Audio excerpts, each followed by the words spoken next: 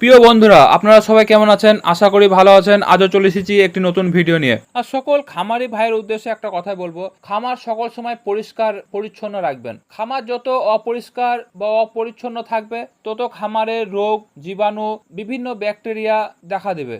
এর ফলে কি হবে? ছাগলের শারীরিক প্রবলেম দেখা দেবে। ছাগল দুর্বল হয়ে যাবে, ঠান্ডা, সর্দি, কাশি, খুরিয়া রোগ, এইসব বিভিন্ন ধরনের রোগ সৃষ্টি হবে। আর বর্ষাকালে এই সব রোগ যেন বেশি মাথাচাড়া দেয়। আমি আমার খামারের কথাই বলবো, তার কারণ হচ্ছে এখন বর্ষার মরশুম, হঠাৎ করে কখন বৃষ্টি চলে আসছে বলা যায় না। এর জন্য ছাগলকে বাইরে খাবার দিই, এবার হঠাৎ করে বৃষ্টি চলে এলে সে খাবারটা আমাকে ঘরে দিতে হয়। ওর জন্য ঘরের ভিতর বারান্দাটা অনেকটা নোংরা অপরিষ্কার থাকে। তো যখন এই খাবার খাওয়া শেষ হয়ে যায় ছাগলের, সঙ্গে সঙ্গে আমি জায়গাটা পরিষ্কার করে ফেলি, যাতে কোনো রকম ব্যাকটেরিয়া, পরজীবী বা জীবাণু এইসব যাতে খামারের ভিতর ঢুকতে না পারে। সকল খামারি ভাইকে বলবো যে খামার সকল সময় পরিষ্কার পরিচ্ছন্নতা রাখুন। সকালবেলায় ছাগল খামার থেকে বাই করলেন, লাদা মোতা করলো, সেটাকে আলাদা জায়গায় জড়ো করে রেখে দেন। তারপরে খাবার যেখানে দিবেন সেই জায়গাটা পরিষ্কার করে রাখুন। ছাগল বা পশু পাখিরা একটু নোংরা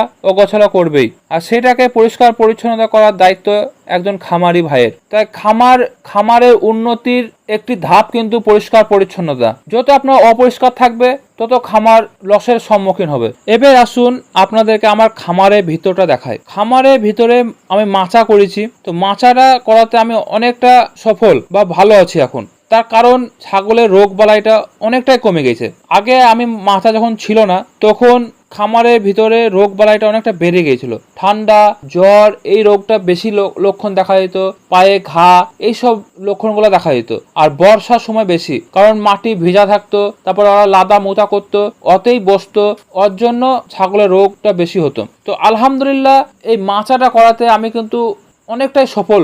কারণ আমি সকল খামারিকে বলবো, যিনারা মাচা করেননি তাদেরকে আমি বলবো যে আপনারা মাচাটা করুন। মাচাটা করাতে ছাগলের রোগ বালাইটা অনেকটা কমে যায় এবং ছাগল আগের তুলনায় অনেকটা সুস্থ এবং ভালো থাকে, বসে শান্তি পায়।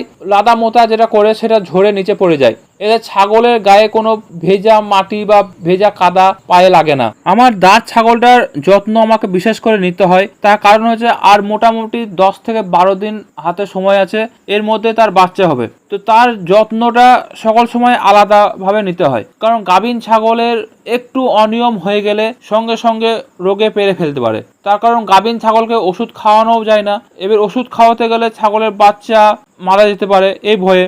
ওর জন্য বর্ষাকালে আমি দাঁড় ছাগলটাকে সকল সময় আমার ঘরের ভিতর বারান্দায় বেঁধে রাখি। একজন সফল খামারি হতে গেলে আপনার খামারকে সকল সময় পরিষ্কার পরিচ্ছন্নতা রাখতে হবে। তার কারণ পরিষ্কার পরিচ্ছন্নতা খামারের অন্যতম একটি ধাপ। তাই খামার সকল সময় পরিষ্কার পরিচ্ছন্ন রাখবেন। আজকের মতো এখানে শেষ করলাম। সকলে ভালো থাকবেন, সুস্থ থাকবেন, আবার দেখা হবে।